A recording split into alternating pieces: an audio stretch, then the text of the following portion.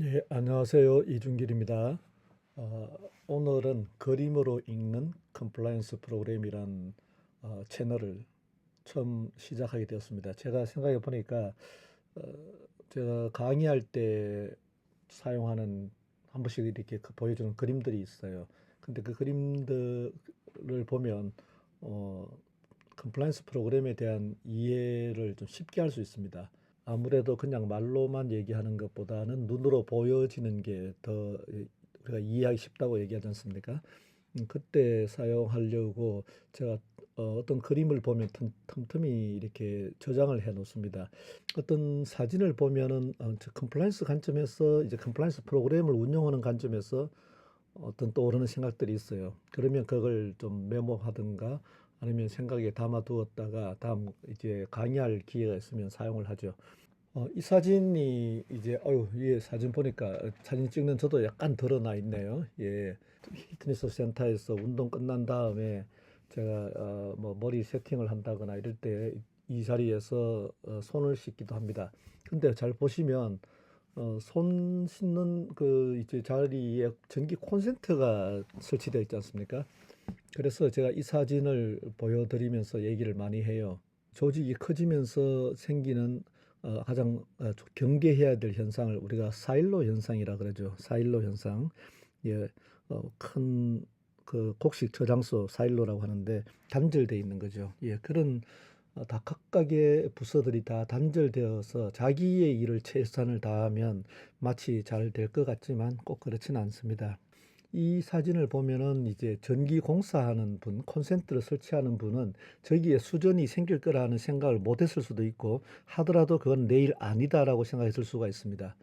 그래서 수전 관계없이 저 콘센트 위치를 보시면 제일 오른쪽에 여기 오른쪽에 두 개가 있고 그다음에 저 왼쪽으로 쭉 보시면은 이 콘센트 이미 저 꽂혀 있는데 전기 저 제품들이 두 역시 꽂혀 있죠. 요게 제가 전체 사진 아니고 일부인데 저쪽에 가면 또 하나 더 있습니다. 그래서 벽면에 질서 있게 아주 보기 좋은 곳에 딱딱 꽂혀 있고 실제 거기 꽂혀 있는 데마다 우리가 헤어드라이기나 다른 전자 제품을 사용할 수도 있도록 그렇게 준비가 되어 있어요. 근데 요 지금 사진의 오른쪽에 보이는 이 부분은 이제 우리가 근데 헤어젤을 사용한다거나 손에 뭐 손을 씻어야 될 일 있으면 꼭 필요하기 때문에 저렇게 수전이 꼭 있습니다. 그래서 수전 위에 있는 콘센트는 이 두 개를 놓고 보면은 이거 상당히 위험하죠. 저기 만약 물이 튀어가지고 저 콘센트에 들어간다거나 하면 이 건물의 전체가 누전이 되고 저 전기가 이렇게 끊길 수도 있어요. 상당히 사고가 날 수 있는 큰 위험이 있는 이런 상황입니다. 그래서 이런 부분들을 보면서 이게 우리 회사의 조직은 누구나 각자 자기 조직에 주어진 미션을 열심히 하려고 해요. 그것이 나쁜 것도 아니고 그건 당연히 그런 게 요구되지 않습니까? 그런데 그 결과로 전체를 놓고 봤을 때는 굉장히 위험한 상태에 빠질 수 있다. 아무래도 이런 문제를 또 해결하기 위해서 우리가 여러 가지 방안을 내놓을 텐데 지금은 이게 이제 이렇게 바뀌었습니다. 제가 너무 가깝게 찍었는데 예, 왼쪽 상단에 보시면 수전 위에 콘센트는 그대로 있습니다. 그리고 예, 커브를 씌워놨죠. 저 커브 열 일이 없어요.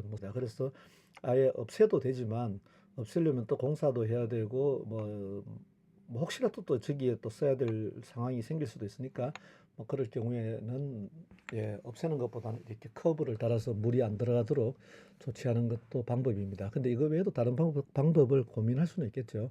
아예 커버도 저 커버 외에 저 보기 좋게 벽면을 똑같이 동그랗게 만들어서 아예 막아 넣는 것도 아까 말씀드린 것처럼 그렇게 전기를 여기서 꼭 써야 될 일이 별로 없기 때문에 사실 괜찮은 방법 중에 하나입니다. 여러 가지 방법을 고민을 해야 돼요.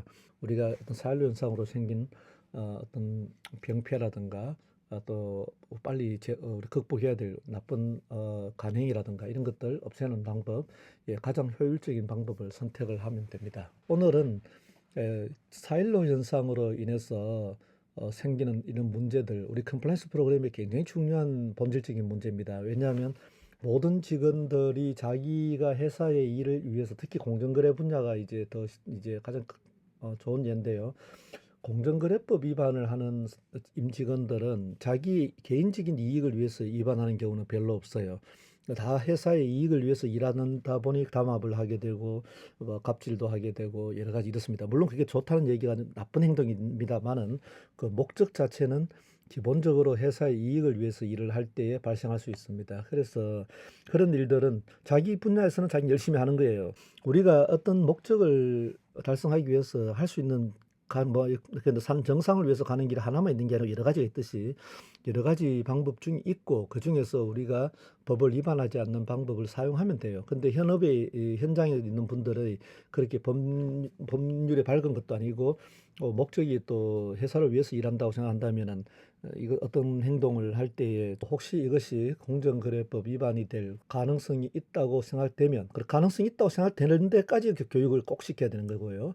있다면 담당 부서에 꼭 연락해서 우리 법무실도 있을 수 있지만 일단은 이게 공정거래 컴플라이언스 쪽 같으면 공정거래 컴플라이언스 담당하는 부서에 연락을 해서 협의를 거쳐서 결정을 하라 이런 얘기를 하고 있습니다. 그래서 오늘 좀 말이 좀 길어졌습니다만은 앞으로 좀 더 좀 깔끔하게 사진 하나 보면서 여러분들과 컴플라이언스 프로그램 관련된 얘기를 좀 편안하게 나누고자 합니다. 오늘은 여기까지입니다. 감사합니다.